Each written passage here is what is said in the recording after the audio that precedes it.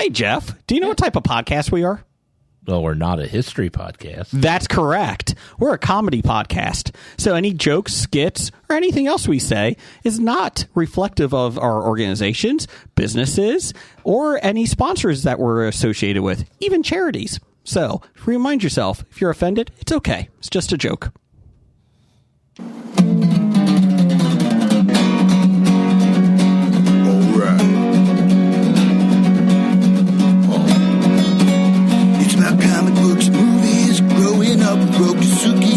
Superman before Zack Snyder ruined him.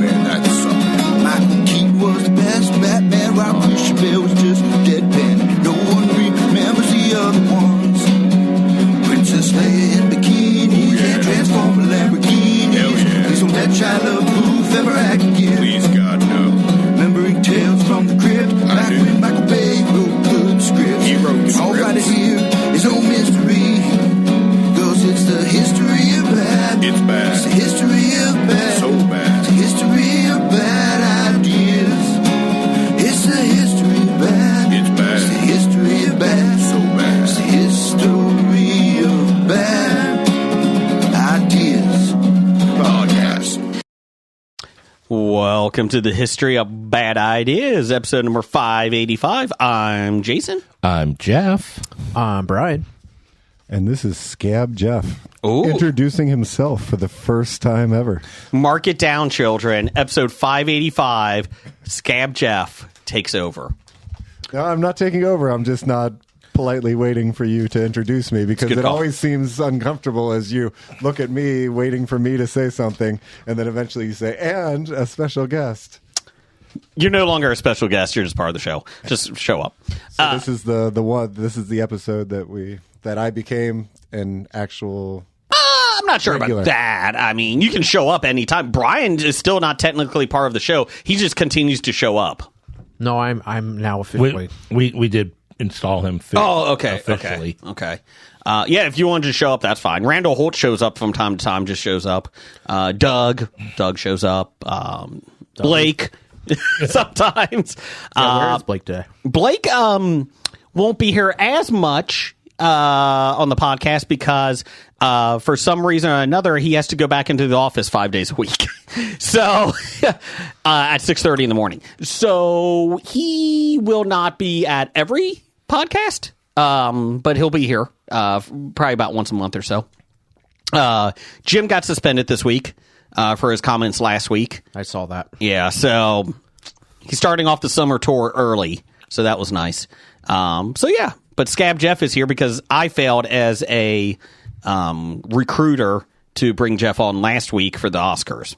I failed. That's probably for the best because I was scrambling to get as many movies watched as I could before the Oscars, and Tuesday night was one night that I definitely had to watch one.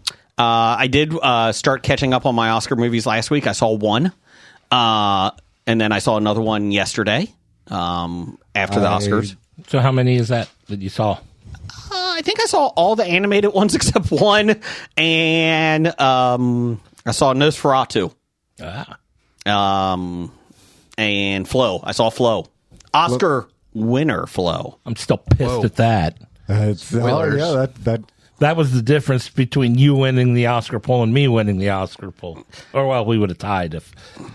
well, I always win the ties, apparently. If the last 3 years have anything to do with it. As much as I love The Wild Robot, Flow was a really damn good show, and I had no issue with it winning. It was spectacular that they could do that with absolutely no dialogue, just animal sounds, and you knew the personality, you knew the character of everyone better than any character in Wild Robot where they actually talked. Yeah. And it was fantastic. That will be remembered for 20 years. My 8-year-old, we start watching it, and he's like, 20 minutes into, he's like, are they ever going to talk? I was like, nope. And he's like, that's interesting. And I was like, yeah. The capybara, is that what it's called? Yeah. The capybara. Hilarious. Love it.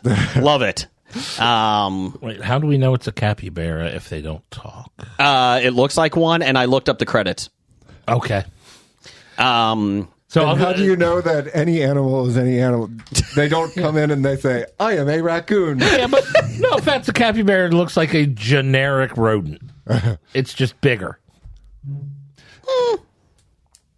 Yeah.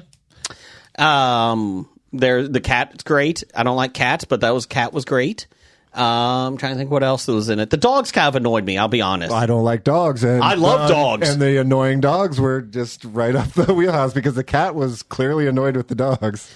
Well, cats get annoyed with everything, though. That is true. Yeah, cats are assholes. I did like the cat did push off the one of the lemur's things that he had. He just pushes it off the edge.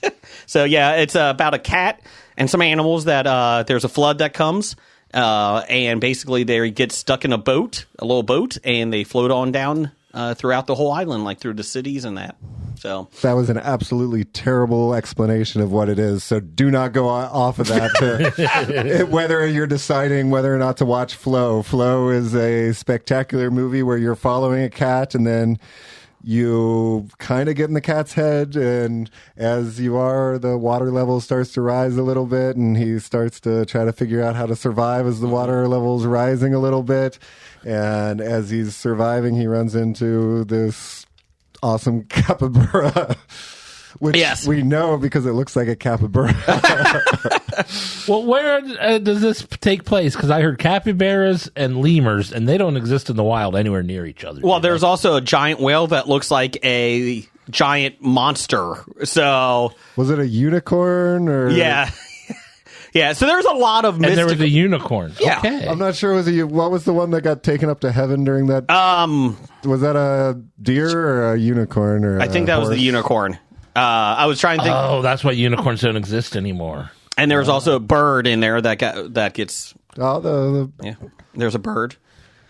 He comes in, he's like, "Hi, I'm a bird." That's the only language, spoken word in it. Well, but it's a parrot, so yeah, yeah. Okay. Don't let our explanation of this. Yeah. The capybara at the very end goes, "Hey, do you know I'm a capybara?" But yeah, it was a great film. Really enjoyed it. It really is. Don't let our description of the plot dissuade you at all. It is something that will be remembered in 20 years. It's on Max right now, HBO Max. I'll have to watch that. And then I saw Nosferatu. I really wanted to love it. I do not love it. It was good. It was fine. It was. I think it was better than the original. What? Well, what? From like 1909. I think it was 1920s. Yeah, I think it was. It was a silent film, and it was bad. And I like it better than the Willem Dafoe. I forget what that was. And I also liked it better than the Keanu Reeves Bram Stoker's Dracula. No. There was actually a making of Nosferatu, the 1920s one that had Willem Dafoe. That was made by Lionsgate back in the 90s, maybe early 2000s. Yep. I forget what it's called, but this was better than that by far. He's innocent. What is going on over there? What do we got here? Everybody silence your phones. God. Jim is not innocent. It's videos coming up. Jim is guilty. That's why he is not here tonight. Count Orlok, and it was awesome. I thought the design of him was really well done. My issue with it is, and this is not just Nosferatu, it's kind of like my pet peeves in movies is when they smoke so much weed and it just gets stupid. I hate it. I hate that trope. I don't care if you smoke weed. I hate it in movies, though. I hate that trope.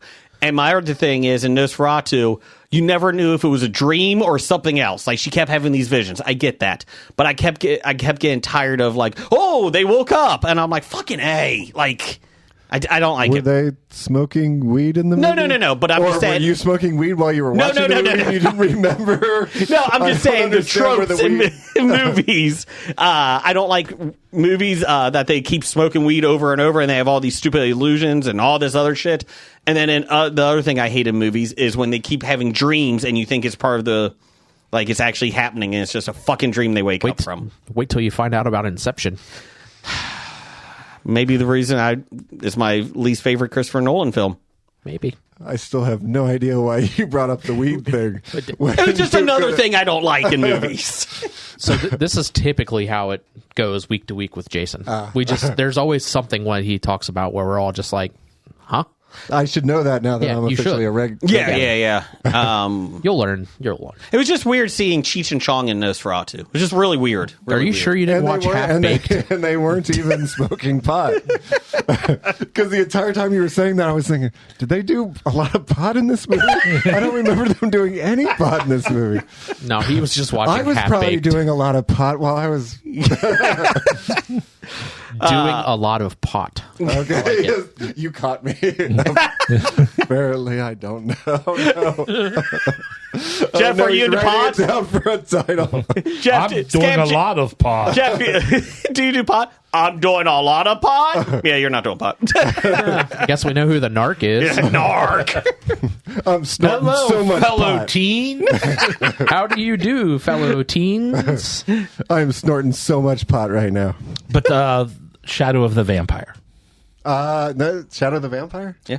Shadow sounds Shadow right. of the Vampire. Okay. A Willem Dafoe movie about the filming of Nosferatu. Okay. The Are you sure? 1922 film. Jeff, are you sure? He showed me. I believe him now. He doesn't take your word, but show him the camera, the phone. Sorry. Anyways. So, Brian, what'd you watch this week? Let's see. I watched this week's episode of The Pit. Okay. God damn. Best show on TV. This is a trivia show. No. The Pit. No, it's- that's the floor. The floor. No. The Pit. It's on Max. It's the ER kind of It's an emergency room. emergency room. Yeah, with Noah Wiley from ER. Jeff, I understand you need a heart surgery. You answer these questions and you'll get it. Well, of course, I can't believe you until you show me on your phone. Yeah, that's right. Wait, that was right. Red, no, green.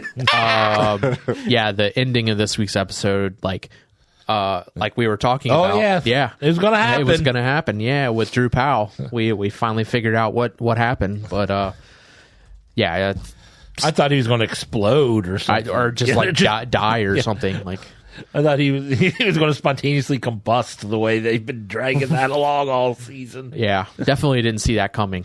But So network shows I typically don't like anymore. Is this something that's very, very good because It's on you are- Max. It's on Max. it's Well, on. but so it's not even a net. no. Nope. Okay. Strictly on Max. So like Sopranos type. So nudity A little bit. I mean, for an emergency room, like, yeah, more than a they're network show. Yeah, more than ER. they won't cover up something because, we're in an ER and if we have to... Yeah, I think the So is this good because your family is in healthcare, or would it be good if you weren't I don't. exposed to that at all? Yeah, no, I don't. I mean, even if Erica wasn't a nurse, I probably would love it. I don't think I would. She, what I liked the most about it was like her watching it and saying like it's probably one of the most accurate depictions of what an ER looks like as an ER nurse. So that definitely helped. But Yeah, knowing the medical community is as saying good things about it as a good depiction makes it at least more enjoyable to watch. Knowing that this is, but I think they've done a really spectacular job of just telling a story. yeah, very very much so. Is like the entire season out? Is it like an hour long? Hour long. It's 3 more episodes, I think, this season. But It it's once takes a week place- type of thing. Yeah, They released one once a week. yeah, every Thursday. Each episode is like an hour of a 12-hour shift. Yep. So it's all one day. So in like the ER. season 1 is like 1 day of a shift in the ER. So Does a character ever do a 12-hour shift? Like, is there a character who's gonna? Well, they're all doing 12-hour they're all shifts. doing. Oh, is that a thing? Yeah, that's a pretty standard like hospital shift is a 12-hour shift.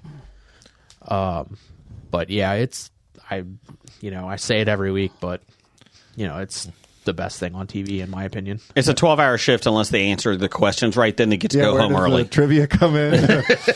Rob Lowe shows up. It's at the end of the shift. They got to answer. Yeah, before they're allowed to leave, they need to get the questions right. Yeah, they have based on that day's. I've been working for 32 hours. I don't know medieval languages. No, when they leave, they have to tell the CEO 5 things they did on their shift before they can go home. Is Blake here? I also on Max I watched Elevation. That's the new Anthony Mackie. It just came out. It's Anthony Mackie and the lady from Gotham. I can never remember her name. Marine. Yeah, Morena Baccarin. Yep, it was Anthony Mackie and her. I don't think I've seen this. It is very weird. So, Brian, Yeah. tell your wife. Spoilers. Chocolate gummies. Week later, still amazing. she'll listen to this. So okay. You can just tell her. Dr. Dana, still amazing chocolate gummies. So it's I think it's set in like 2077, and I guess the world has. That's a very specific year for. I think it might be set in 2077. So I caught at the very beginning it just said the year, but it was 20 something, and and there were pretty some sure. sevens in there. Yeah, they look like sevens. 7,022. It's around the tricentennial. Is there flying cars in it yet? No, but What? So they live up in the mountains somewhere in I think Colorado, but it's post-apocalyptic kind of, and the plot is they're leaving to go down into town Why? because his kid has some sort of medical lung issue. Oh. And he has to get oxygen for him, Okay. and but they can't go below the line. Why? Because that's when you go across the line, that's when these very weird creatures can sense you and they'll kill you. It's Horror. It's very weird. Okay. What show? What's this? It's on Max. Okay. It's Okay. and I love Anthony Mackie and Yeah. just about everything he does, but it's very, very weird. I would like someone else to watch it and to talk about it a little bit. Look more. at it. Reminiscent of The Quiet Place. Your description sounded kind of A little bit. Quiet Yeah. Place. A little bit. Have you seen all 3? I have not seen the third one yet. Okay. I have not seen the second one. I've seen the first and the third one. Yeah, but that That's actually kind of funny because one of the characters in the third one is in the second one. So Well, it's the. it's a prequel, the third one. Sometimes I watch movies where I can't pay a lot of attention, and if Yeah. it's completely silent, the second one would be a lot harder to watch than the third one. Correct. Brian, did you watch Heels? I recommended that to you last week. you know what? I did. Oh, it got through the first season. Yeah. Holy shit, is it great. I told you. Bill is amazing. Yeah. Wild Bill. Stephen Amell? Yeah. He's great. Yeah. We met him. We met him last did- year. we did. 2 years ago. 2 years ago. Talking about amazing shows, have you finished Jessica Jones yet? Yes. Did you really? No, We we did love not. it. Yeah, man. When she does that to the purple man at the end, I was like, oh my gosh, that's amazing. You realize there were 2 seasons after that? Yes, the second season when she does it to the blue man group, I really liked it. Third season when the gray man comes in, kind of got old after that. I'll be honest. Daredevil starts tonight. I was just about to say. Oh, it does. Yeah, Daredevil. I think the first 2 episodes dropped tonight. Where is that? Disney. Plus. Disney Plus. Yeah, they said more violent. Some of the reviews were more violent than the originals. So What made the original so great were those fight scenes where you could see him getting tired as he's just beating up so many people, and they never do that in any of the other superhero movies. And that's what made that great. And they tried to do that in as few of takes as possible with that to make it look realistic. But I think one of the best fight scenes I've ever seen, or probably of the top 5 fight scenes, 2 of them are in Daredevil and one's in Punisher. yeah, That prison fight scene in Punisher is spectacular. I love Daredevil, the character in the comic books and that. I'm hoping they get the black and red costume in this one. What about the Daredevil fighting Echo? Is Echo a thing? I don't Yeah, know did what that come it out? means. It came out, yeah. Did you watch it? I watched the first 4 episodes. There's only 4. There's 5. Oh, so you didn't even finish the last one? I'm waiting for you to finish Jessica Jones. Okay. I'd be honest, I kind of forgot Echo was out there. I don't know what Echo is. It's a spin-off of Daredevil. Actually, it's a spin-off of Hawkeye. Yeah. Is it live action or Yes. animated? It's live Yeah. action. It was supposed to be 10 episodes, then they reduced it to 8 after they shot it, then they reduced it to 5. And they kind of like edited it all together, and not well is what I heard. I actually didn't have a problem. It didn't grab me. So like when I, forgot I was watching it, then I'm like, oh yeah, there was still an episode left. Love when that happens.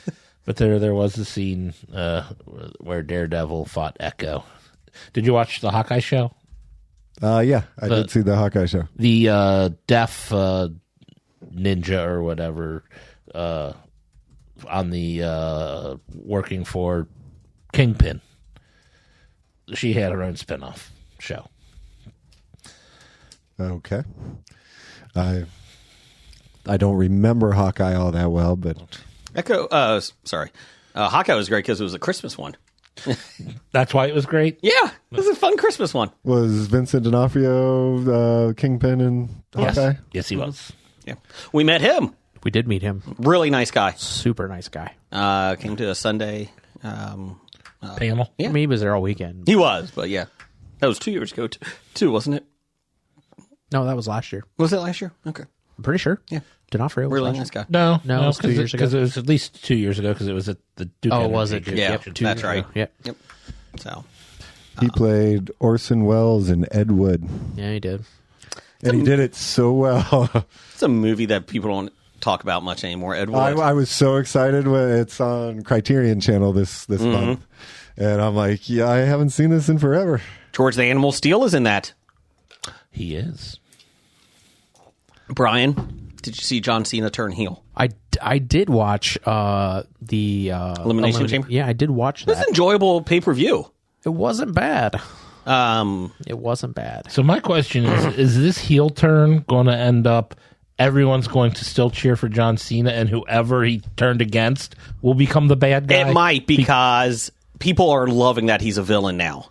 Well, I mean, they've waited 23 years. 23 years for him to do anything other than be the good guy. Yeah. And who's the rapper that was in the... Travis Scott? Yes. It came out today that when he slapped Cody, he broke his eardrum, Cody's eardrum, and gave him a black eye with that slap. And so they're like, holy shit, I hope he doesn't get in the ring again with Cody, because... Yeah, he's got a receipt coming. Yeah, he does.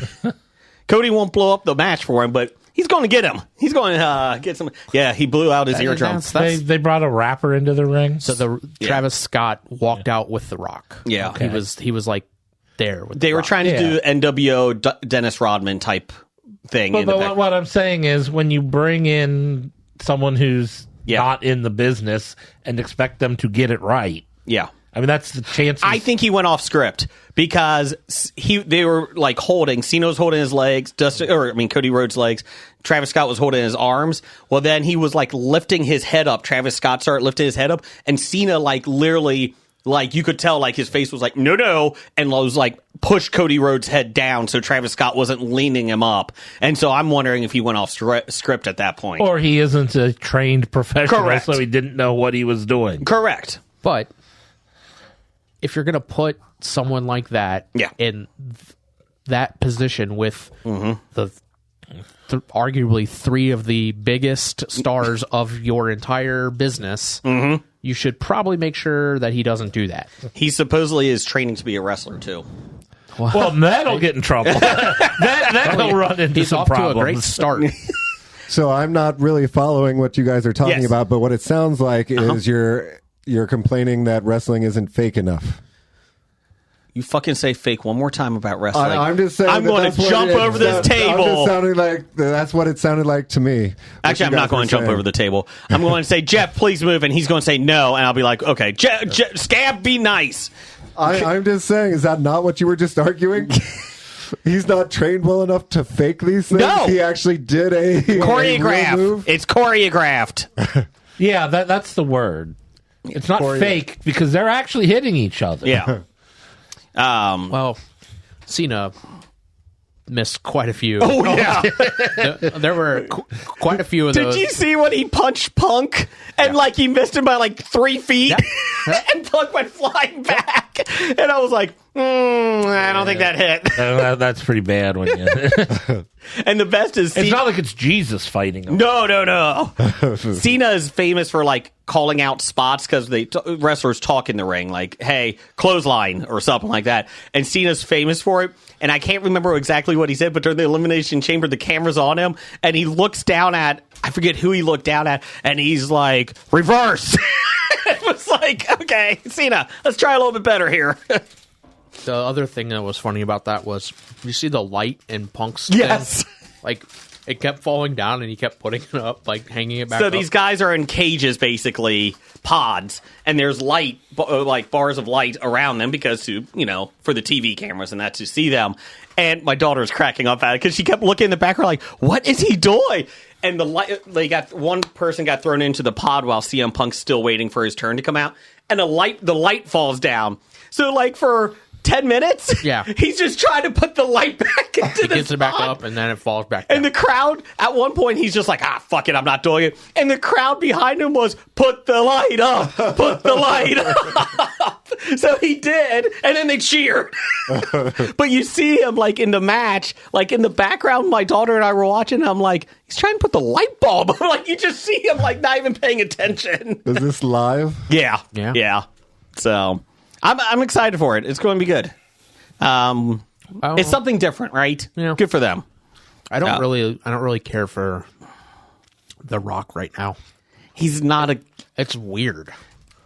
When he was talking to Cody, I want your soul. I want what was it? I want your face. I want your soul. Yeah. And I'm like, is he hitting on him? Like, that's fine, but like, it was weird. Yeah, it was just There's a lot of sexual overtones in it. And I want you now. So The Rock is also a bad guy now? Yeah. Too? Oh, I know what it was. I want you to come over here and embrace me. Yeah, that's what it was. It was like, okay, Rock, just calm down. it was just- like, simmer down. It's okay. It's all right. I didn't expect the F-bomb on Peacock. That is true. Cody told Rock to go fuck himself, and they did not edit it out. I did not. Well, I thought they weren't going to edit out swears. That was on Netflix. When they go to Netflix. Oh. This was on Peacock. Yeah, well, that's what that was weird to me. Yeah. But, I mean, I guess if Peacock's good with it, then whatever. So, there you go.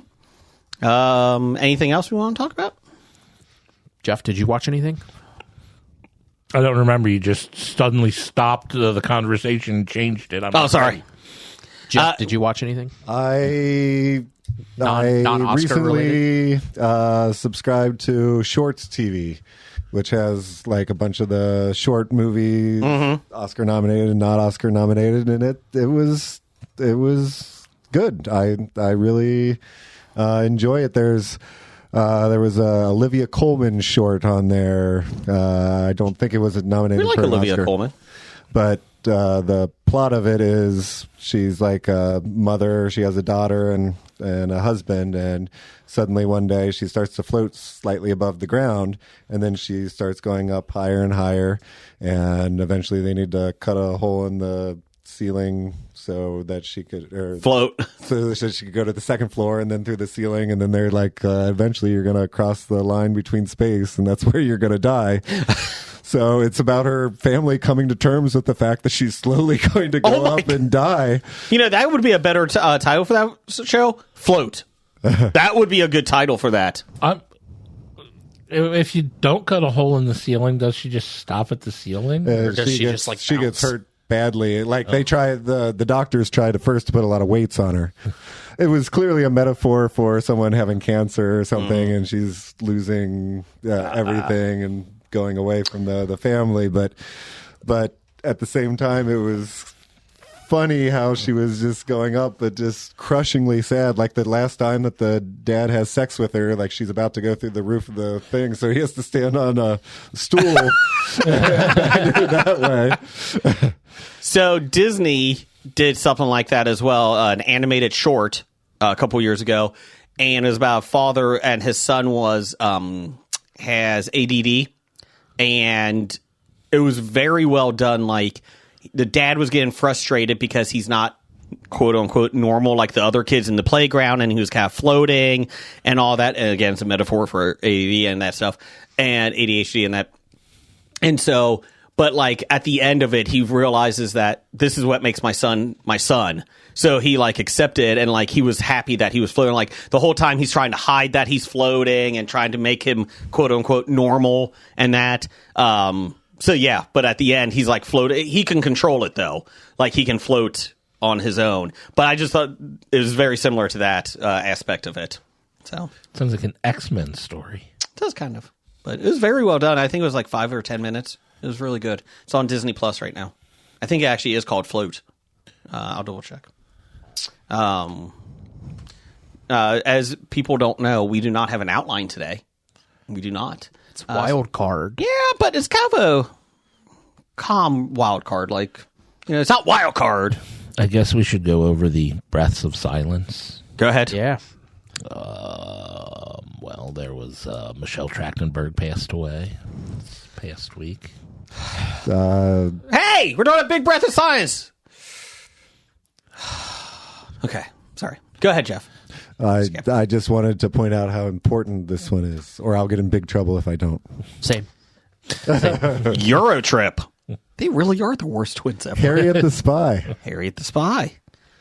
She had a liver. She had a liver transplant. That's what it was. Her body rejected it. Is that what? Well, yeah. I went down a very disturbing rabbit hole. She looked about her and what people think caused her to die. Don't do that, Brian. No, I Don't do trust me. I didn't intend on it, and I just kind of ended up there, and I was just like John Travolta in the meme where I'm just like looking around, like, how did I get here? Where am I? Sorry. Randall, go ahead. More. Also, Gene Hackman passed, and his wife, and his dog. One of his 3 dogs. One. But one. Yeah. I read a thing today that said none of his dogs died. He doesn't have to do the breath of silence. Oh, sorry. Breath of silence. So they said, this is what they were coming out with. It was LA Times. They said the theory now is that he had a heart attack in the mudroom of his house. That's where they found him on February 17th, 9 days before they found him. Whew. And then they found the wife in the bathroom, and the dog died as it was a German Shepherd in the crate. So it died of... Yeah. not being able to eat. Yeah. And then the other 2 dogs are still alive. So yeah. But I don't want... Because they had Gene Hackman to eat? No, I think they weren't in crates. Okay. So they I think they even had access to the outside. yeah. And you don't want to speculate on what happened to the wife, but they're talking about it now. But they said they're doing toxicology reports, be out in 6 weeks or so. But they said, according to his Gene Hackman's pacemaker, yeah, it was last working on what do you call it? February 17th. Oh, okay. That was it. So, yeah. So yeah, it's kind of sad. It is. That's also going to be our top 5 though tonight too. Gene Hackman roles. So, in honor of him, because he had a long career. But he hasn't done anything in 21 years. Really? 2004 is his last credit. And look at all the things he made before that. Jeez. Yeah, he retired after Welcome to Mooseport. Yep. Randall Holt did have a listener feedback. He had How Surprised Were You at the Cena Turn? We talked about that. So people did send in some stuff. Wasn't done with my breath of fire. Oh, sorry. I'm sorry. Go ahead. Yeah. And also Carl Dean, the husband of Saint Dolly Parton.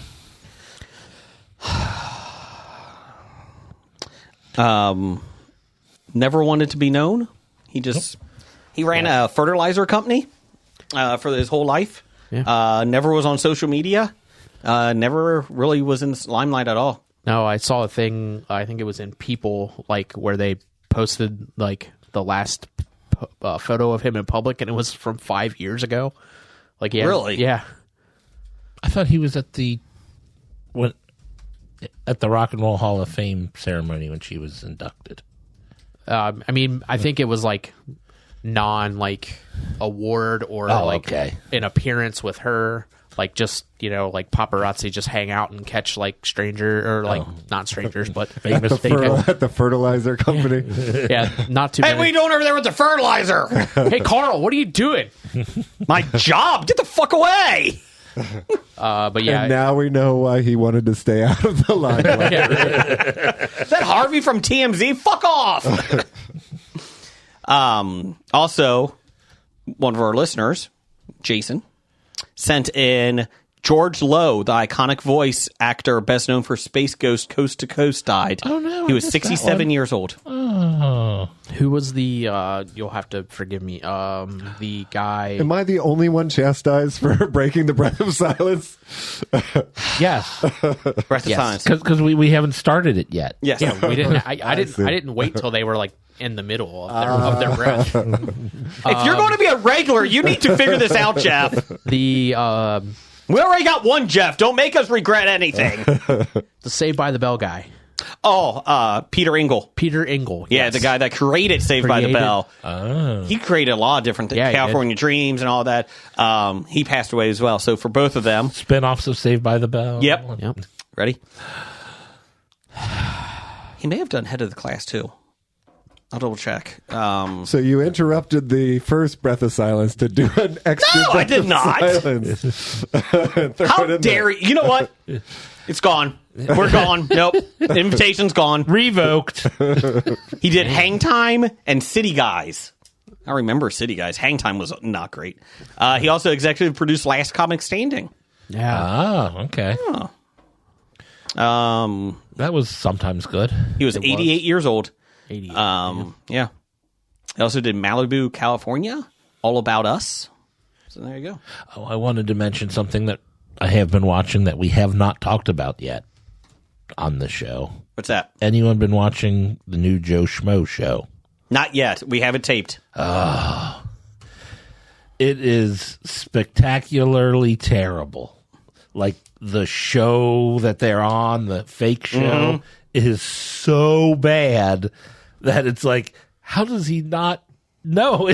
This is so bad. Oh, So so the this is like jury duty? Yes. So the premise is Joe Schmo, the character, the contestant, is a nice guy. He's a normal person, and he thinks he's on this reality show.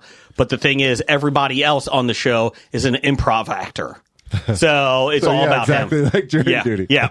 Well, I watched Jury Duty. the first Joe good. Schmo show was out 20 years ago, so Yeah, they did. I think Jury Duty's more like Joe Schmo. Well, I was comparing it to something that I've seen. So it's like Nosferatu, right?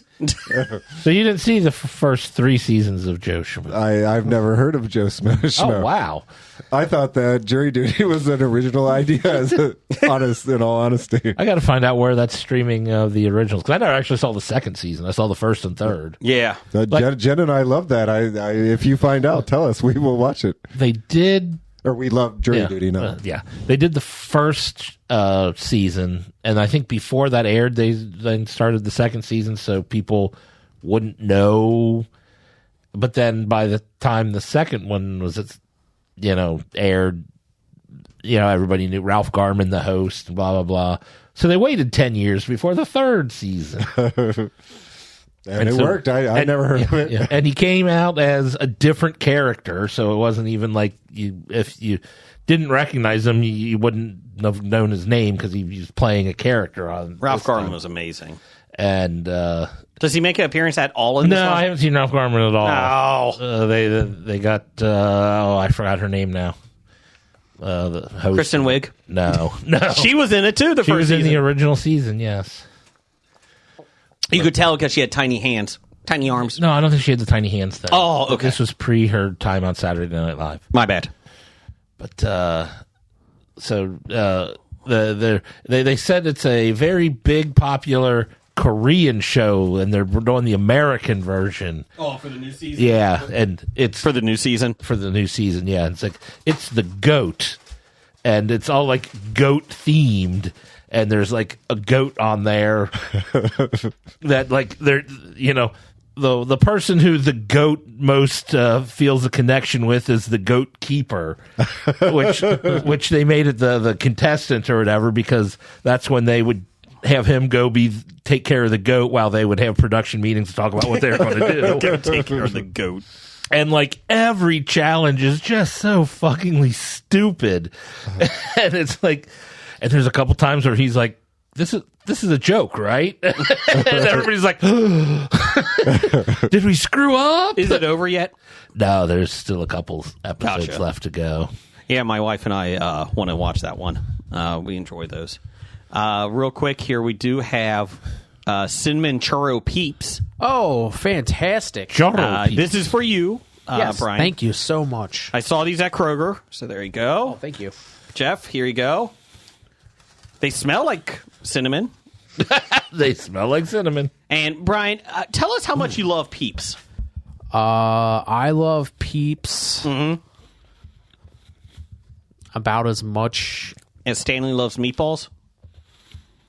I don't get that reference. The Office, when they did Oh. the meatballs. I thought you meant- You've been meatballed. I thought you meant Stan Lee. Oh, And no, I'm like, not the Stan Lee comic book. meatballs. Okay. You don't remember seeing him in the background just eating meatballs? No. At the expo, he signed my meatball. That doesn't sound right. That's a good meatball. This is remarkably bad.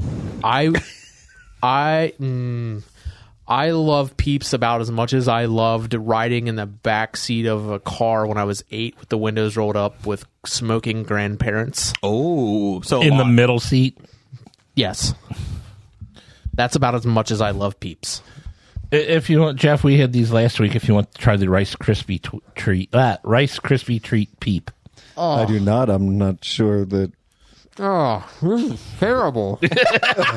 Remarkably, ponderously bad. It just tastes like cinnamon marshmallow. It tastes like potpourri. I think he's closer than you are. I would have to ask my uncle since he ate potpourri once. It's a lot of cinnamon. No, that's I will say that. There was definitely cinnamon in there. that was potpourri. I'm going to eat the other one. Oh, look, there's a bunch of collection of cinnamon in the corner. Would you like to lick the cinnamon? No. I'm not eating potpourri on purpose ever again. Just to let you know, Brian. Yes. Doug said Icy, the Icy company, is making Peeps marshmallow flavored ices, heading to participating locations that carry ices for a limited time. Would you like to try one? They're yellow. Now I have to find out where ices are. 7-Eleven? I think I got one in my town. I don't think they're not a 7-Eleven thing. They have big gulps at 7-Eleven. Slurpees, I think, at 7-Eleven. Sounds dirty. Okay. Your mom's is dirty. Wow. Whoa. That guy, just because I was nice and brought you cinnamon You should have seen the churros, shock on his face. Like, wait, we always do this. Why is everybody so shocked by this? Like I brought you Peeps, that is a Brian. thing that I do periodically. Is just say your mom is whatever. So, Wow. I mean, she's not going to listen to this, right? Nah, probably not. They're at Wawa, Quick Checks, Murphy Express, Valero gas stations, So nowhere near here. Rainforest cafes. Oh, good. Yeah. Don't like all gas stations have ices? No, Like any they BP? no. Some department stores in Mexico sell them. Oh, good. Showcase, or not Showcase, Cinemark has it. Do they? I think those are ices, aren't they? Are the icy brand? I think so. Some McDonald's could and be. Subway station restaurants inside Walmart. Oh, good. Good. Well, the showcase in Springdale, the map points to them as an icy retailer. Sam's Club cafe. So Let me run out and buy a Sam's Club membership so I got can one. go You want get to it. go with me? No, We'll go this weekend. no, I'm busy. Oh, Burger King restaurants. Ugh. So hungry I could eat Burger King. Wow. I don't ever want to hear you ever go to McDonald's again. I'm not a McDonald's McDonald's fan either. I know, but you talk about going to McDonald's. I'd rather go to McDonald's than Burger King. Not even close. Oh, God, yeah. Either one of those places are fine by me. No. Chicken nuggets and the breakfast at McDonald's is much better than anything at Burger King. You're crazy. You are I feel crazy that if you think the anything nuggets. on either menu is better than the peep I just Yes, ate. you are not wrong. That is If you incorrect. think the nuggets at McDonald's are better than the nuggets at Burger King, you are Yes. wrong. You're wrong. I'm not. Your mom's wrong. She probably is. Oh. The breakfast at Burger King is so good. Yeah, Burger King has better breakfast than McDonald's. Dunkin' Donuts has a really good breakfast. No, they don't. I don't know. I've never eaten a Dunkin' Donuts breakfast. How? No. Again, why are you coming after me? I got you peeps. That And I offered you That's to a- go to Sam's with me to get ices. those are questions that should answer themselves. I'm very upset by you. Oh, here's interesting. There is actually no difference at all between Slurpees and Ices. They're both made by the Icy company. It's just Slurpees is the licensing to 7-Eleven. How about I've that? never heard of Slurpees. What? Huh. Wow. Did you Okay. never? That feels like an important thing that I learned today. Right? You know, we are a history podcast. I feel that Didn't- that will be something that I will remember in 10 years from now, that Slurpees and Ices are the same thing. Yep. Yeah. Didn't they talk about Slurpees on The Simpsons? Didn't Apu talk about Slurpees? They had squishies. Squishies. That's what it was. So are those also licensed by the Icy company? That might be. Maybe. The generic name is Slushy. Slushy with 2 E's. No, with a Y. Okay. And slush puppies are significantly better than Ices. Oh, they are. They're completely different. And So are hush puppies. Ooh, hush puppies are great. It depends on what mood you're in. If you're thirsty, Sweet or savory. well, if you're in the mood for a dry ball of dough, Semen. Sorry. it's cornbread. a Fried dry cornbread. a dry ball of cornbread. It's not even good cornbread. It's made from cornmeal. Yes, it's not cornbread. It's deep fried cornbread. Cornbread's much better than what you Long get John with a Silver's hush puppy. has a good hush I'm puppy. just saying that if I'm real thirsty and I had to choose between a slush puppy or a hush puppy, I would go for the slush puppy. Either way, you're getting a puppy. I wanted a husky. I mean, I got a hush puppy instead. Jeff, Scab, Yes. give us your 5-minute review of the Oscars. Well, I missed the last 2 awards because apparently Hulu crashed before Best Actress and Best Picture. so not the important ones.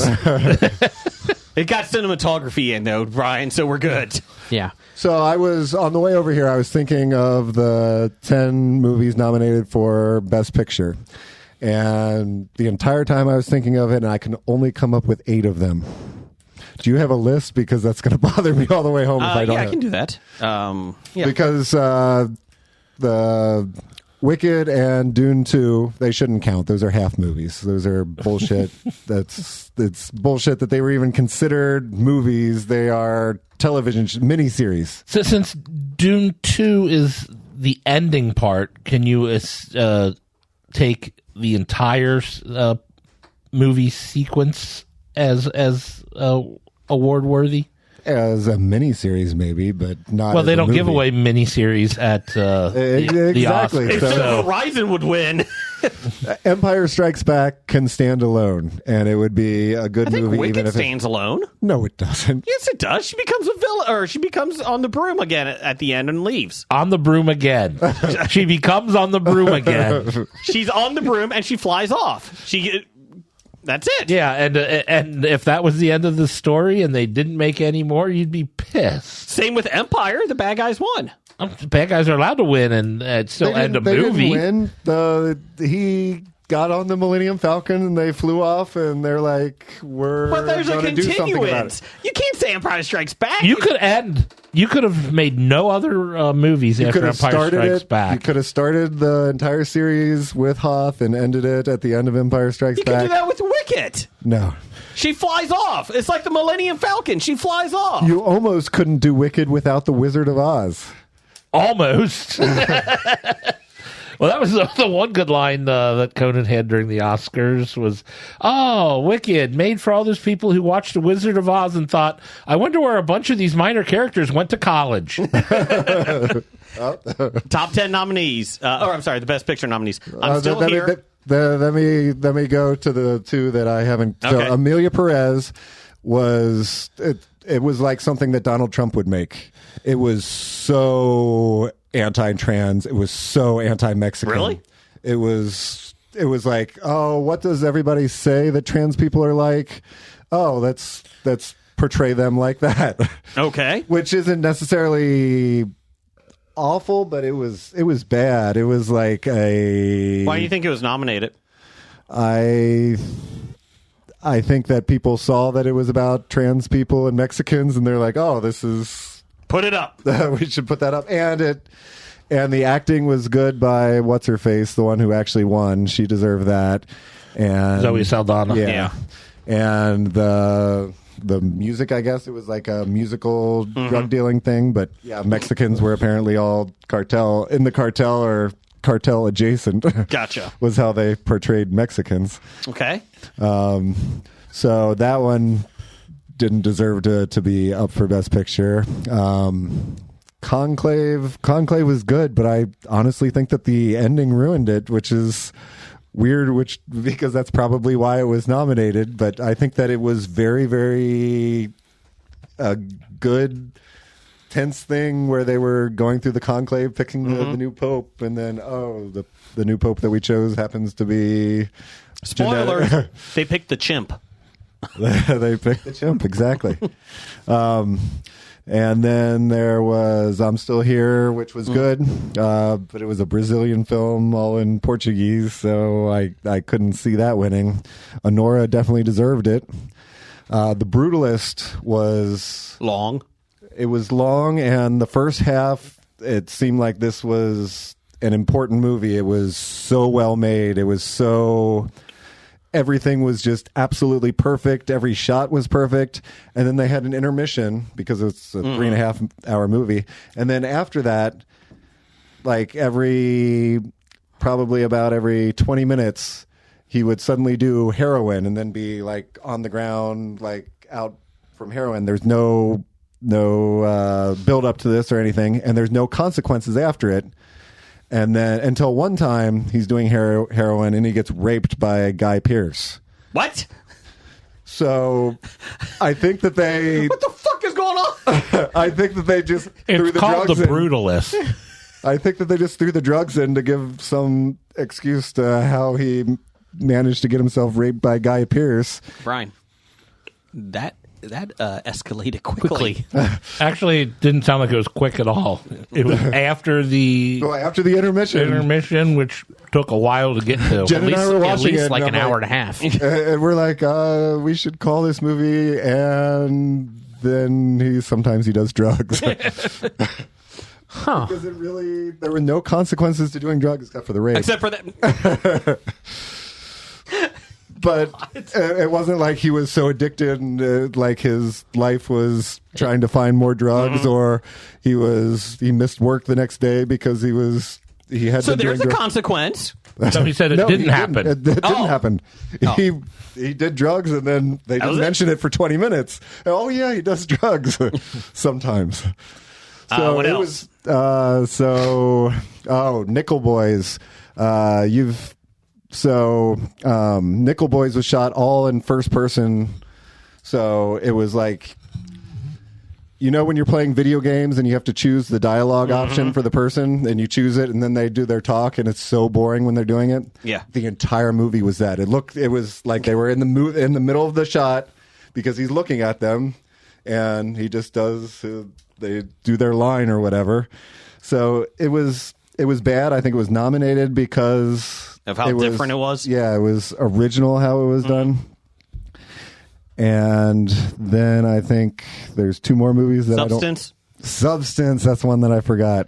It's a horror movie. It was a dark horror movie. It was a good horror movie, but not Best Picture. Was Demi Moore up for a nomination? Yeah, she won. No, she didn't. No, she didn't. That's right. She was supposed She to win. was favored to win, but didn't. She won. She won the other awards. I'm Still Here, Nora, Brutalist, Conclave, Dune, Nickel Boys, Substance, Wicket, Complete Unknown. Complete Unknown. That's the other one I forgot. Yeah, that's it. Sorry.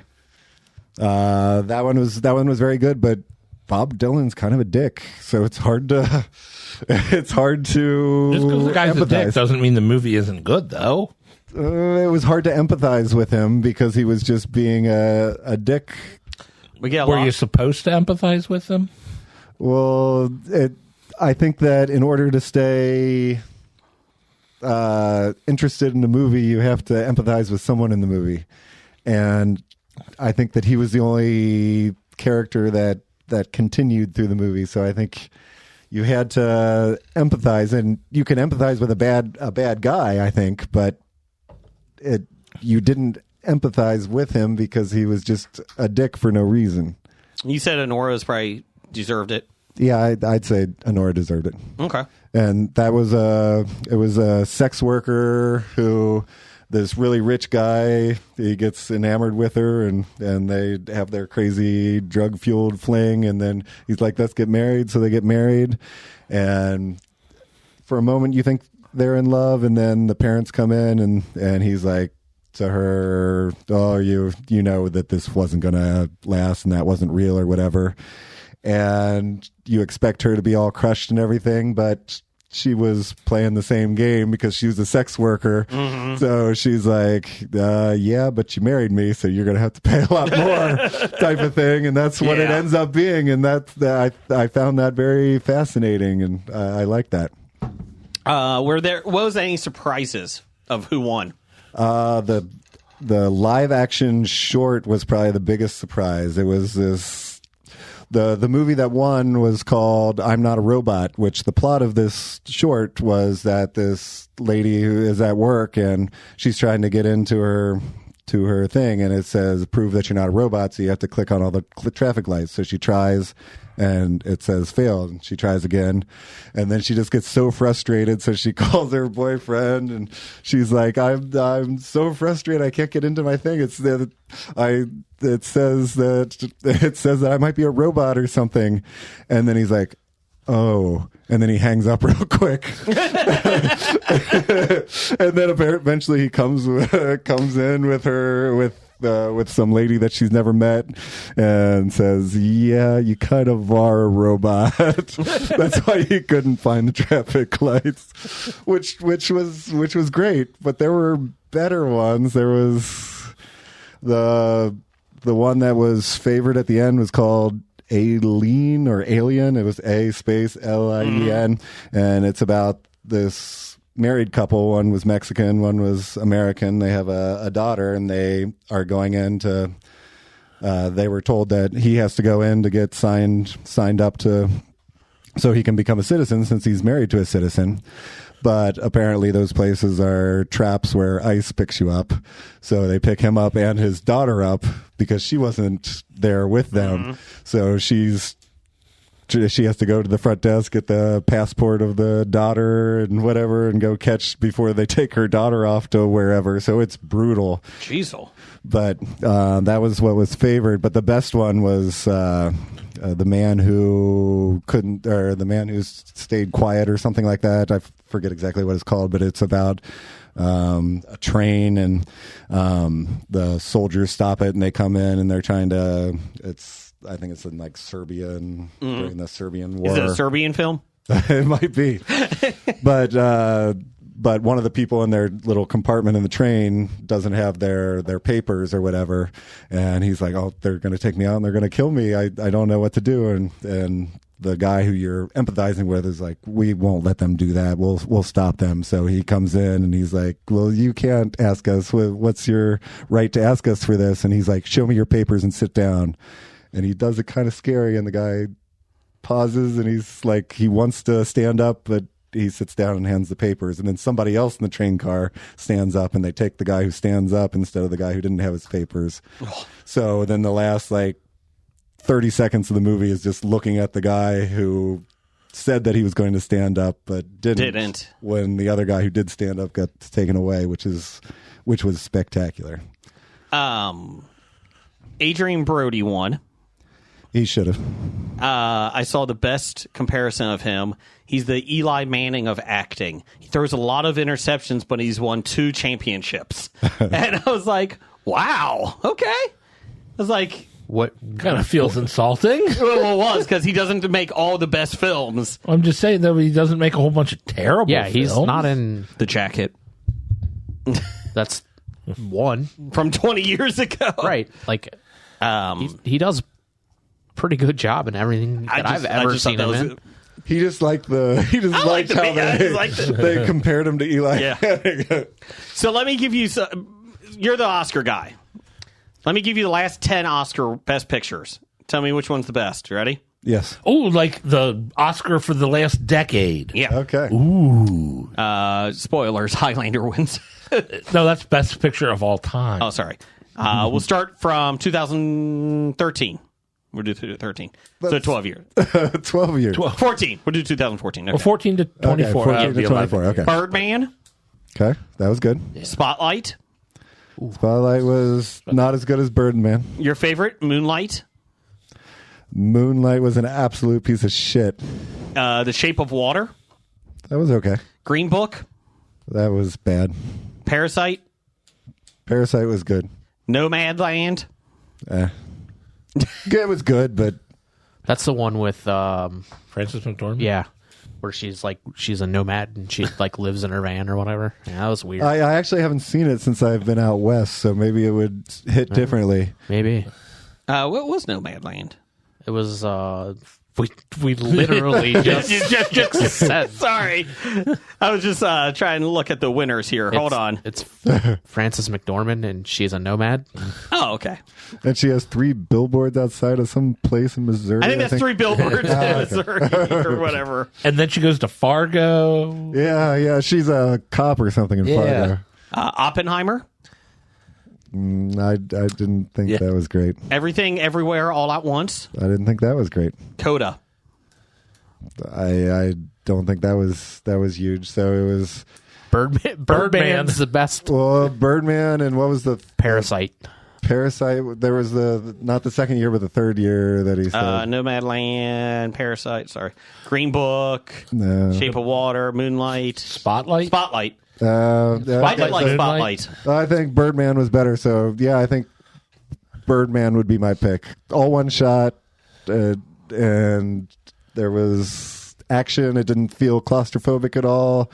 I think Birdman of those. If you go back a couple more, you got 12 Years a Slave, Argo, The Artist, and The King's Speech. That's all from the 2010s.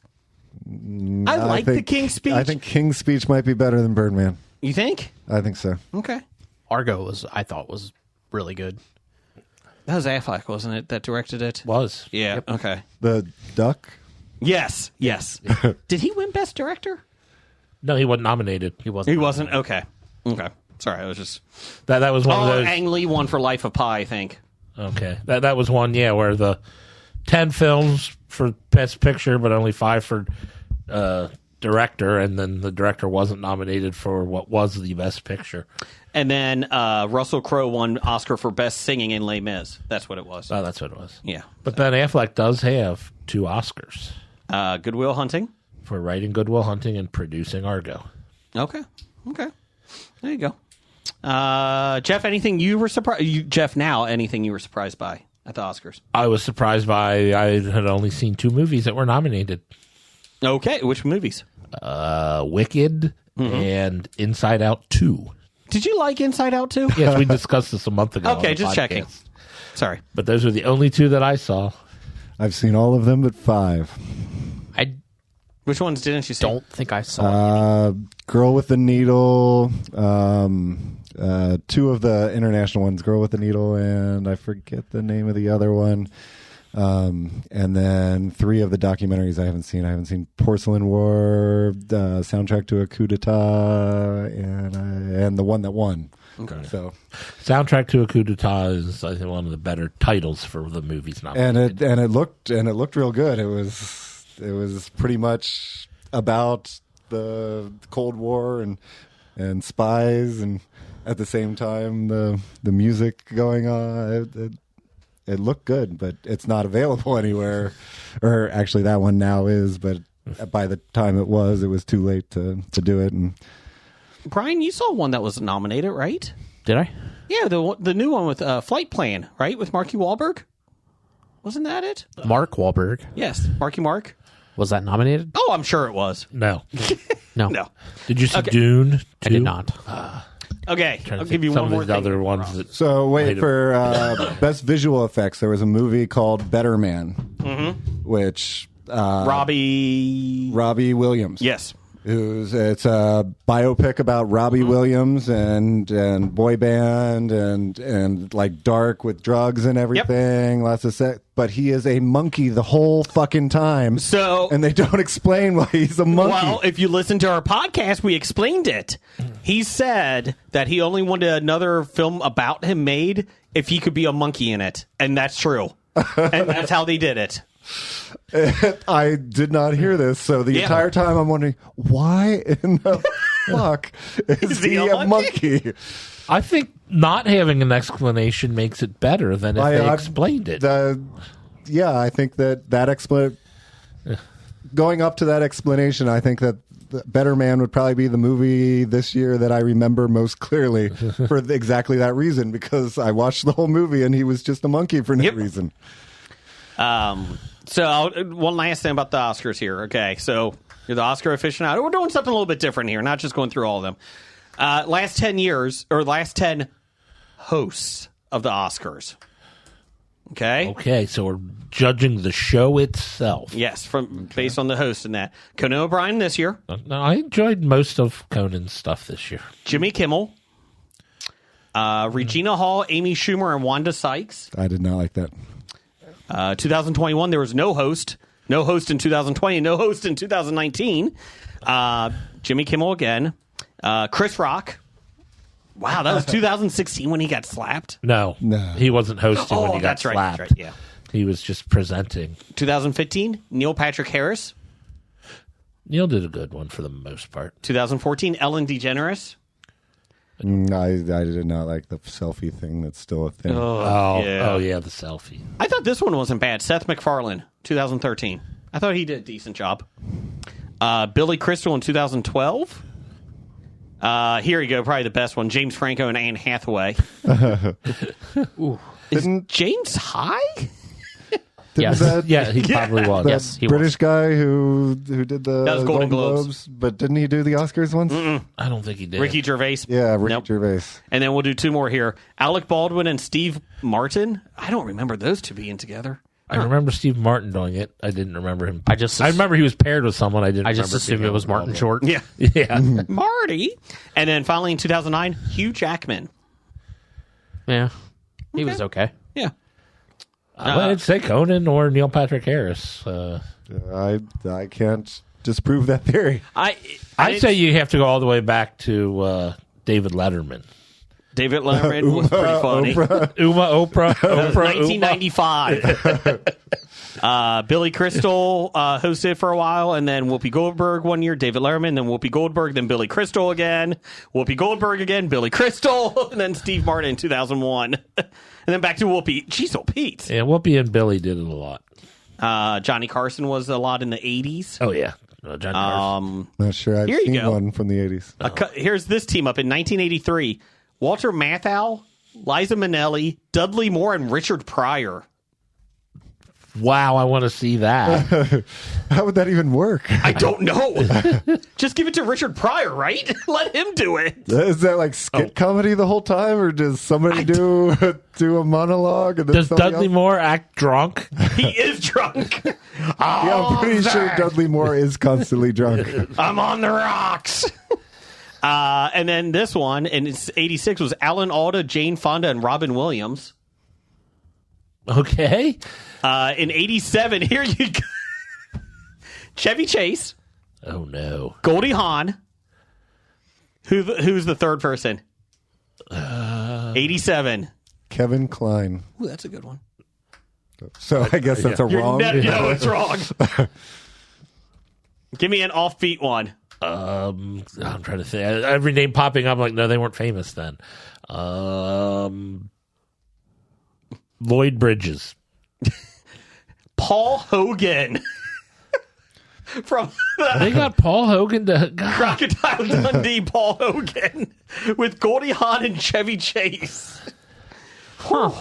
I think that everybody just let his Dudley Moore impression just slide by, and I loved his Dudley Moore. Oh, you liked it? Oh my God! I didn't want to call attention to it because it was terrible. But it was as terrible. It's as, if not more terrible than his other ones. So I felt that it deserved recognition because he said that he was on the rocks as Dudley Moore. I'm on the rocks. I'm Dudley Moore. Yep, that was it. Oh, now I just became Southern Cajun. You got to do a little bit more of a drawl, like a drawl. There's been a murder in Savannah.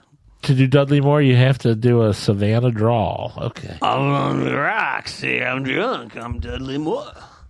It's like the drunken boxing fighting style. You have to do that drawl when you're playing Dudley Moore on the rocks. Finally, I won't go through them all. Richard Pryor also hosted in 77. They never hosted by himself, though. He had Warren Beatty with him, Ellen Burstyn, and Jane Fonda with Richard Pryor. That does not seem like it fit. Richard Pryor and Warren Beatty does not fit together. Maybe that's Warren why Beatty was part of one of the best moments in Oscar history ever. Which one was that? La La Land. Oh, that's right. Not winning. Remember that? Is that Faye Dunaway with him? I think it was. It was a Bonnie and Clyde thing. That's a shame. Oh my God, that Danny Kaye from White Christmas do it one year. I could see that. Danny motherfucking Kaye. It is pretty interesting. Like they had like the 15th Oscars. Bob Hope, he only did the last half of it for the radio broadcast. I thought that's kind of interesting. So, anyways, there you go. What year was the first Oscars? Do you know? 1929. 29 is my guess. There you Wings won. Yep. Douglas Fairbanks. He didn't know that. He didn't even look it up. He's like, "Yep." I got it. And William C. DeMille were the host of that one. They were the president and vice president of the Academy. So there you go. Let's get something interesting here. Because the Oscars weren't interesting. No. Something really interesting here. Because the Oscars weren't really That didn't sound interesting. right. That didn't sound right. Let's move on But to Dudley Moore another was interesting so- part of the podcast.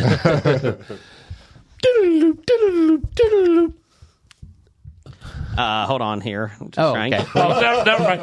So we stopped talking about the Oscars so you could look So something the up. transition is taking a little longer than expected. From SB Nation, a story out of Germany is so unbelievable that we never think it was real, except for the fact that soccer has a way of finding out the strangest moments in sports.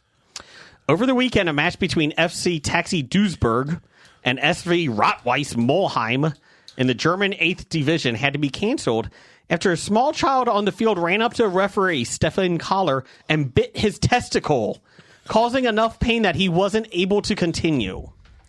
I don't watch European sports a lot, but Yeah. why do the referees have their testicles out? I don't think it was out. It was through the shorts. Maybe. The incident occurred while the referee was doing his typical pregame ID check of the players. Cough, please. Common in low division soccer to ensure everyone is who they claim to be. Quote, while I was checking the FC Taxi players, a small child was doing warm-up exercises alongside the players. He came closer and closer to me, then suddenly, to my complete surprise, gave me a sharp bite in my left testicle. He couldn't start the game because of the pain he was in, and the game had to be rescheduled. So I don't. I'm a parent myself, so I don't want to be this guy. But where were these kids' parents? There's no word why the child bit the person, but he did belong to an FC Taxi player, one of the soccer players. So you just don't learn to go up and bite somebody in the testicles, right? So this has probably happened before, right? This kid has probably done it before. No, you do just learn to go up and do it. I mean, I don't know. You think he was taught how to do it? I think the dad's like, here, you get pissed off. As someone who's never done that, I don't know how that happens. I'm just asking. So, just asking. I know this might belong down the hall, but you know when Elon Musk was in the Oval Office and Donald Trump was sitting there? Yeah. If he had learned from this kid how to bite a left testicle, I think that would be a big news. how many people would think that was funny. I think the bigger thing here is that he didn't use his hands. So he's learning soccer. Yeah, that might be it. Is there a penalty? He probably wanted to punch him in the balls, but couldn't because you can't use your hands. Yeah. Do you think this kid Called is a handball. Do you think this kid is never allowed back in the soccer field? No, if his dad is a player, he's there. It's fine. And nobody likes the refs. I would say, to make it fair, the ref now gets to bite the dad in the testicle, right? Only if he's into that. No. It can't be fun. Now he's got to get a proxy to bite the kid in the testicle. Get out. So it has to be a proxy of appropriate age. Oh, okay. Well, thanks. Yeah, you didn't let him finish. I said she proxy. Yeah, that's just weird. Yeah. So, another reason why baseball and football are better than soccer. No, It is? I mean, Well, maybe. I think this was a reason to go watch soccer. You never know when someone's going to get their testicle bit. just from the you can go online and see that. just Yeah, from well, the more way people watch auto racing than horse racing because horses don't crash and blow up when they hit the wall. Well, they do. they also don't turn left. Really, they usually just run in a straight line. I don't know. They usually they got do a curves. lap. I mean, the really like top tier horses can turn left, but for the most part, I think they always just turn run right, straight. don't they? All the horse races that I've seen, they go. I think it's the left. Derby. They go clockwise, right? Counterclockwise on the Derby. Oh, maybe they do.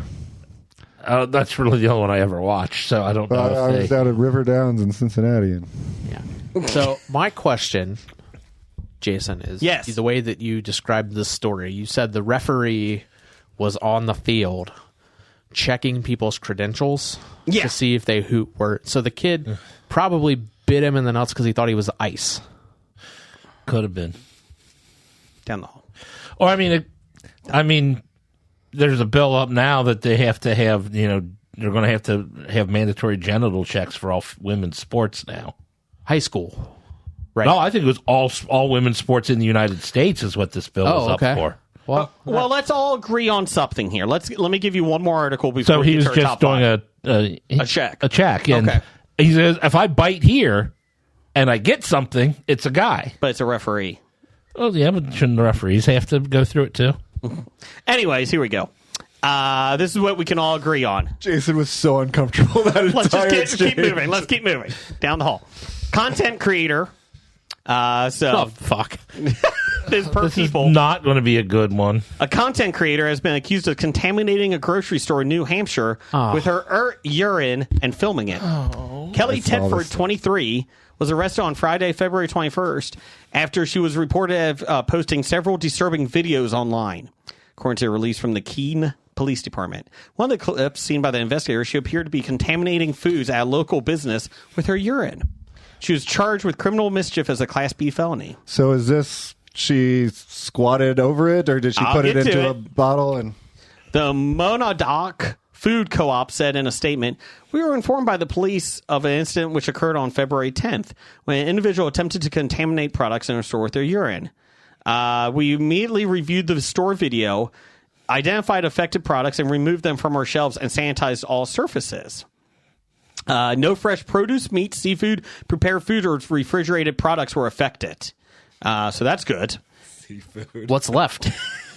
According to police, Packaged food. There's numerous additional videos of Tedford were reviewed by investigators. It appears likely that similar historic incidents occurred in Keene, surrounding communities where Tedford contaminated items and on surfaces with urine as early as 2021. So, okay, that's what I was going to ask if there was any kind of dating, because this. Here you go. You ready? The grocery store has issued a voluntary recall of several products purchased between February 10th and February 15th, including raw walnuts, organic red quinoa, and organic oatmeal. Quinoa. Sorry. Oh, I'm like, quinoa? Like you bought a lottery ticket? Yes. Why is my lottery ticket all wrinkled? My lottery ticket smells of pee. So don't eat your raw walnuts if they smell like urine. Quinoa. You still haven't answered my question. I'm looking for it. Yeah, I'm looking for it. Yeah. So Like, as a guy, I feel that I would just whip it out and pee on the produce. But as a woman, I feel that you'd have to bring it in some sort of container, or else you'd have a hard time. you could take it into the bathroom. And then put it back? Or she Or could you just squat and pee on the floor and... I saw that But it happen was at on a the, but it Walmart. sounds like it was on the actual food. That happened at a Walmart that I was in. Guy just peed in the aisle. That's what I'm assuming she did. Yeah. Maybe she brought like an oil change bucket and like put the stuff in the top and then like collected it, and maybe, I don't know. That's fucked Maybe up. she climbed the shelves. Ooh. Like Spider-Man. I was going to say does- Spider Monkey, but... It does. It does say she was urinating on the food products, so she was squatting and peeing. So she clearly learned this from the people who were licking food during COVID and then putting it back in the freezers, I'm assuming. I think she might have an issue. Ariana Grande? She's a donut licker. Yeah, she's licking donuts and putting them back. No, that was She well looks before so COVID. bad now. Did you see her at Yeah. the Oscars?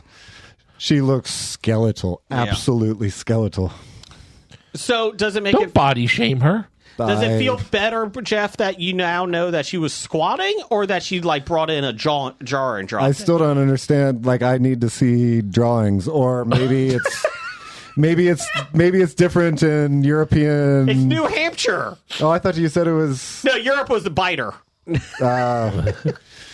The Nutcrackers. I'm not in sure. Europe. I've been into a food co-op in New Hampshire, so maybe their food is closer to the ground. Well, I guess the walnuts are.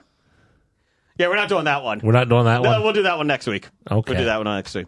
Let's see Wait, here. which one? Aren't we doing? The Gladiator fight. We'll do that next week. Oh yeah, that's a Jeff, do you have some top 5 music coming up? It was given to us so nicely. I hope it's this button.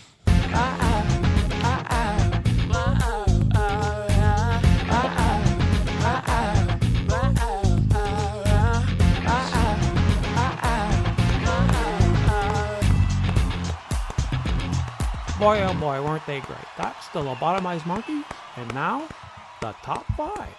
Okay, top 5 this week. It was not only from Jacobo, the celebrity, just normal listener. and but he wanted top 5 Gene Hackman roles or movies, whatever. Yeah, I was going to say the movies because I probably don't even remember the name of the character in any of these. Yeah, I'll do that. That's fine. Typically, Jen participates when I'm on, but this time she refused to because Gene Hackman was mentioned twice in memoriam, and Michelle Trachtenberg was mentioned, or Michelle Trachtenberg and Shannon Doherty together were mentioned 0 times. That is correct. I forgot Shannon Doherty. Oh, yeah. So did the Oscars. So Shannon Doherty was in Mallrats, right? Yes. And Harriet the Spy was Michelle Trachtenberg, and Eurotrip. She gets naked in that one. Yeah. Worst twins ever. Jeff, Scab, you go first. What's your number 5, Gene Hackman? It is Young Frankenstein. It's a absolutely ridiculous scene. I don't think it's funny, except for he plays it so. Gene Hackman plays the blind guy so seriously, like his eyes are open, but he plays the blind guy perfectly, and he never breaks or anything. And I think that just makes that scene that otherwise wouldn't be funny, very funny. And I think that he did it very, very well. Okay. Jeff. My Regular number, Jeff. My number 5. Oh, regular. That would be Prime. Prime Jeff. I picked for my number 5 Gene Hackman movie No Way Out. Oh, yeah. As the villain, He played a really good villain in the 80s. 80s villain politician. Yep. Yep. My number 5 is Mississippi Burning. Wonderful film. That was my number 4. Put it That was on the my board. number 3. Put it on the board. Unbelievable film. And that's an 80s film where he played a good guy, right? Yeah. Yep. Well, I guess it's like half and half with him. And he plays a really good guy. He plays a But really he's a good bad tough guy. good guy. Like he's He's always a tough good guy. yeah. He's a no nonsense kind of person. Or I guess not always. I guess my number 4 isn't a tough. Wait your turn. I'll look at that. Number 5 for you, Brian. Number 5 for me, I'm going to Hobie it. If I can do that. Sure. I'll just yell at you if you take 2 of mine off. If you just go through a long list. I'm going to go with a couple of Westerns. Oh, no. Unforgiven and Wyatt Earp. Oh, okay. That's my number 2 is Unforgiven. Yeah. Wyatt Earp, huh? Yeah. I saw it once. Obviously, it's hard to not compare it to Tombstone when they were released like within a year of each other. It's like when Armageddon and Deep Impact were. And Deep Impact was the better of those. And you could tell by how nervous Jason was that Quick and the Dead is somewhere on his list. Yep. No. What's your number 4, Brian? The Quick and the Dead. My number 4, I'm going to go with Get Shorty. That was my number 4. Was it really? Yeah. Yeah. He's Put it on the board. He's so good in that. He is. And he's Shorty kind of is very underrated. I agree. I know I saw it, but I don't remember anything about it, so I couldn't put it on my Don't list. watch Danny the sequel. DeVito was the big the actor. sequel, Yeah. the sequel is funny, I think. The second one? Yeah. Oh, the one with I didn't like the sequel. with Was that Kit Carter? No. No. It was we were all getting somebody. No, Did you say Linda Carter? no Get Carter. Oh, sorry. No, the sequel had Vince Vaughn and The Rock in it. Yeah. I think I remember. I think I was working at the theater when the sequel came out. I think you were. I wasn't. I didn't realize there was a sequel until probably 2 years ago, and then I watched it, and I'm like, oh, this is nowhere near as good. Yeah. Number 4 for me, Quick and the Dead. Did you adjust your? No, it's on there. Okay. I love the Quick and the Dead. I love it too. Yeah. Number 4 for me is Mississippi Burning. Oh, okay. Number 4 for me is Get Shorty. Okay. Number 3. The Conversation. That was my number 1. Forgot all about that. Put it on the board. Jeez, lots of people are going off this week.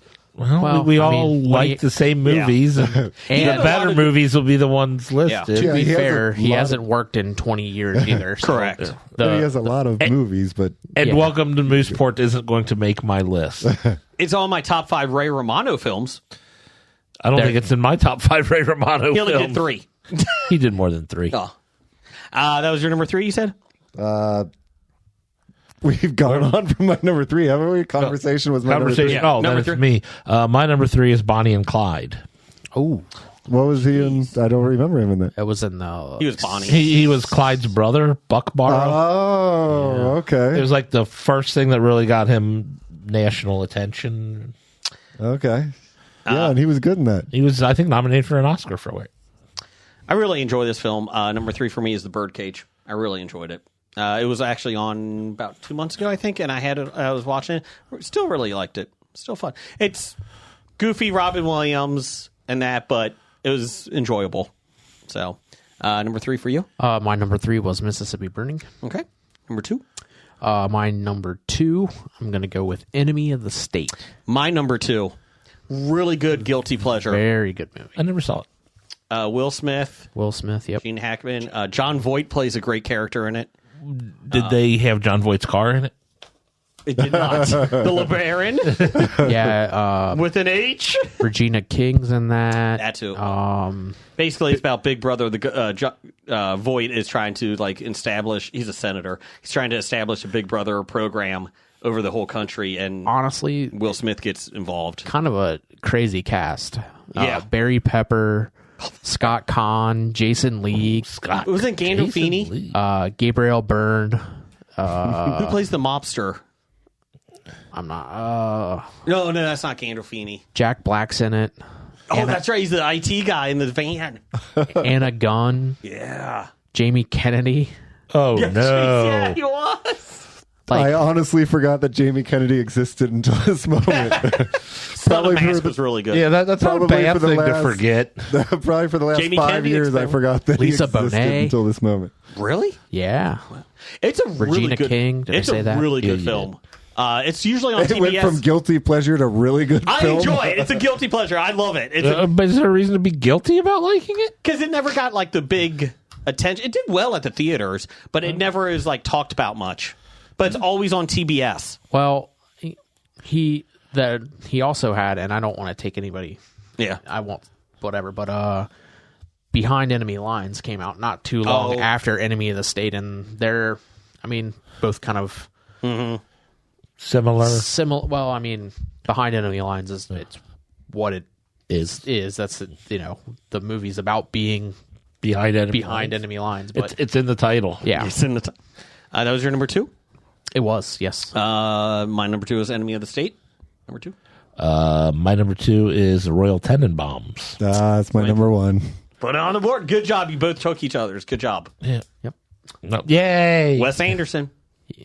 And I think that might be Wes Anderson's best, but at the same time, there's other Wes Anderson ones that you have to be in a certain mood, like Moonrise Kingdom is. Oh, that if you're in the right mood, that hits. But Royal Tenenbaums is my go-to. But Unforgiven was 2, Royal Tenenbaums was 1. So I'm That out. was your one. Your one was My one was The Conversation. Brian. Replacements. Number 1. I didn't put it on my list because everyone else is going to put it on their list. That's the ultimate 1A. Gene Hackman role. Yes. I didn't put it on my list. Gotta have heart. Yeah. Lots of heart. I'm still very curious how Keanu got to the stadium so fast He did, at halftime. especially from a boat. Yeah. Great film. Yeah. Don't Jimmy McGinty. don't they have a teleportation device in the movie? They may. Maybe. They may. You guys clearly haven't seen Keanu Reeves in Speed 2. Well, he wasn't in He wasn't Speed in 2. Speed 2, so no, we did not see him in Speed You know 2. what? You're right. We haven't. Really? Really? It was Jason Patrick. Was Remember Jason Patrick was the next big thing? Yeah. Good times. What was your number 1? My number 1 is Runaway Jury. Oh, that is a good one. I like that. That's based on John Grisham story. Another just crazy cast. Is that Cusack? Cusack, Rachel Weisz, Gene Hackman, Dustin Hoffman, Jeremy Piven, Nick Searcy, Jennifer Beals. You like the Rainmaker too, don't you? Rainmaker's fantastic. Yeah, Matt Damon in it. They're making that into a TV series. show. Yep. Yeah. Very well done. Or at least a limited series. I haven't heard anything about that in a while, but Randall Holt at RJ Holt 666. He's not evil. He's just the Canadian of the Year. handled that way. He had The Birdcage, Yep. Hoosiers, Hoosier. Mississippi Burning, Never liked Hoosier. Crimson Tide, Yeah, Crimson Tides is a solid one. and then the whole Superman series he was in. Oh yeah, Lex Luthor. And he's had honorable mentions: Get Shorty and The Firm. The Firm. I forgot about The Firm. Who was he in The Firm? He was one of the heads up in the firm. I believe he was Let's see. Dana Gardens had Harry Zim from Get Shorty, Yep. Young Frankenstein, The Blind Man, Frankenstein. Senator Kelly from Birdcage, Lex Luthor from Superman, and Brill from Enemy of the State. Look at that. Jacobo, Celebrity Jacobo. Just a normal listener like everyone else. He had Young Frankenstein, Enemy of the State. He hobied it, The Chamber, and The Firm. Okay. The Replacements, good Was man. Gene Hackman in every single John Grisham movie? Pretty close. Sounds like it. And yes. John Voight. John Voight was in a lot. And Hoosiers was another one that he had. So I think that was it. I think that was all we had. Yeah, he played the third ranked role in the firm as Avery Toller. Oh, so yeah, he must have been the big bad. So yeah, there you go.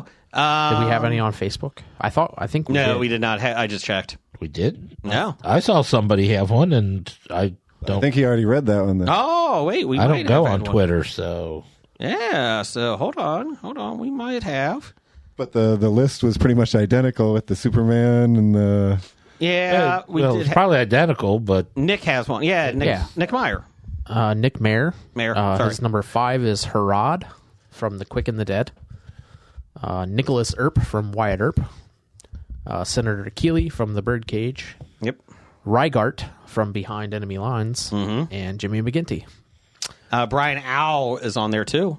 It's Brian No, it's Auer. Auer. A-U-E-R. There's an R in his name. I don't remember that. He had Colonel Rhodes from Uncommon Valor. Lieutenant Colonel Iseal Hambleton from Bat 21. Forgot about that. Herod from Quick and the Dead.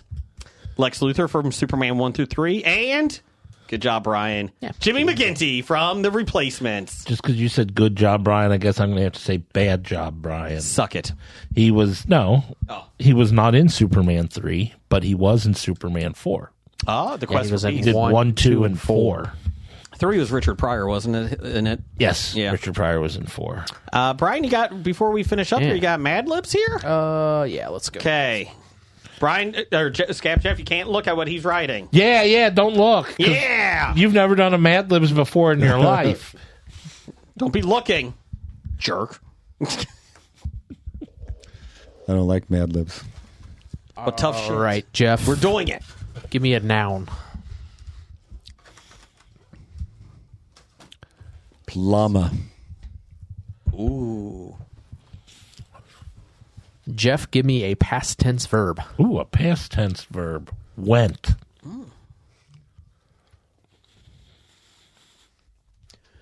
Jason, give me a occupation plural.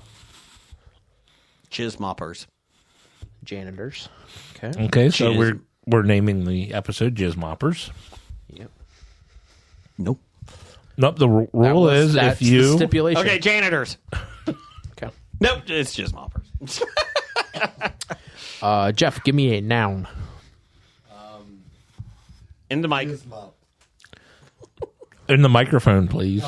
I forgot that I wasn't just here chatting with my buddies. I'm actually mop. Just mop? Oh, okay. Wait, take the high road. Everybody knows. Jeff, give me a person in the room. Scab Jeff. Scabby to his friends. I named the little one Scabby. Jason, give me a type of building. Firehouse. At the firehouse. Baby. Give me a number. 4. Jeff, give me a noun. Trombone. Jason, give me an occupation. Another one? Singular. Crossing guard. It's a little different than your last occupation. Oh, I try to spread it out. Jeff, give me a part of the body, thank God. Hey. Anus. Just give me an anus. Why do you always have to talk about anuses, man? Left Weird. testicle. Oh, did it get bit? Call back. Jeff, give me a silly word. Goobly-gook. Oh, I like that one. Let's see here. Jason, give me a noun.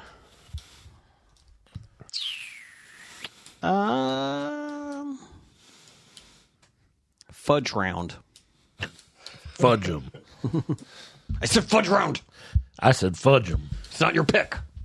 Jeff, give me an adjective. Ooh. Fudgy. The fudgy fudge round. Fudge round fudgy. Jeff, give me a verb ending in ing. Packing. Oh boy. This is not going to go well. Jason, give me a noun. Vibrator. Oh boy. Jeff, give me a verb ending in ing. Fucking. Coming. With an O. Cumingo? Nope. Jeff, give me a noun. A noun. Anal beats. Fireworks. or firework. Oh, yes, you did not say plural noun. Yeah, Jeff. All right. Oh, this is going to be good. What is this? This is The Office. Oh, okay, good. Yep. This is the Dundies. Oh, no.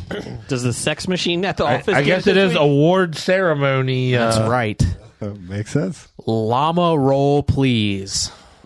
The list of the 14th annual Dundee Award winners has been went. Okay. Congratulations Should've to all of our past jizz participle. moppers. What's that? Congratulations to all of our jizz moppers. Okay. They don't get enough credit. All right. First, First if you don't do it. first Dundee of the night goes to Jim Halpert. He wins the Best Mop Award. Okay. He is a good mopper. Next up, next Dundee goes to Scab Jeff. All right. He won the Best Mom Award. You couldn't win a. I've won Floppy. more. I've won more Dundies than floppies. That's true. Next up, Ryan Howard. Oh, He won the Hottest in the Firehouse Award for over 4 years now. that's kind of cool. I could see that. Okay. Yeah. But he didn't start the fire. Fire guy. Stanley. He won the Trombone Award. Rusty trombone? We didn't say that. Stanley got the trombone award. Is this the guy who makes the comics, Stan Lee? Yes. Yes. No. Another callback. Next Dundee goes to Dwight. Dwight. He won the Promising Assistant Crossing Guard Award. Oh, I could see that with Dwight. Yep. I could see that. I think he was the assistant to the assistant crossing guard. And it was delightfully clean. Next Dundee Award goes to Erin. Oh, no. She wins the Cutest Red Left Testicle in the Office Award. Yep. She's a redhead, right? Yeah. Yep. I don't know what that means, but okay. All right. Red left testicle. Next Get that Dundee. looked at. Next Dundee goes to Andy Bernard. He wins the Goobly Gook Fudge Round Head of the Year Award. Okay. Yep. That's right. Head the of best. year. Yep. Next up, Toby. Oh, no. He wins the Fudgy Repulsiveness Award. I could see that. That's a good one. Fudgy. Yep. Next up, Phyllis. Phyllis wins the Packing Beauty Award. Oh, that was the viper. Next up, Angela. Oh, there it is. Angela wins the Kind of a Vibrator Award. Kind of a vibrator. Next up, Daryl. Oh. Daryl wins the Coming Award. CUMING. No, oh. Nope. Not specified. Oh. Nope. And the last Dundee of the night goes to Oscar, the Worst Salesman of the Firework Award. Wow, Jeff, way to let us down with that one. Well, he's an accountant. Yeah, I'm about to say he's not even a salesman, so. I mean, Man. Thanks, Jeff. Jeez. I'm sorry, I should have said vibrator. Yeah, you should have. Juice mopper. Bad idea of the week. Number 8002. Letting your 2-year-old go onto the soccer field while you have a game. Don't do that. Don't do that. Especially when he's in his biting phase. I call the big one bite. That's what we call the terrible twos. Titles for the Best show. mom would know that.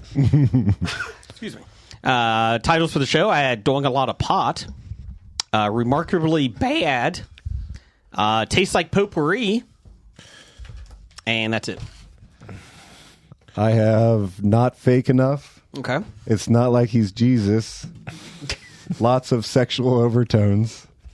What do you call it? ... February 17th. He was saying, Gene Hackman, what do you call it? What do you call it? February 17th. Smells like cinnamon. My uncle ate potpourri. Either way, you get a puppy. I'm on the rocks. My left testicle. Jizz moppers. Time out. It's my left testicle. Is that equal to my left foot? And more Dundies than floppies. I got Doing a Lot of Pot. He signed my meatball. Either way, you're getting a puppy. It's called a handball. I've won more Dundies than floppies.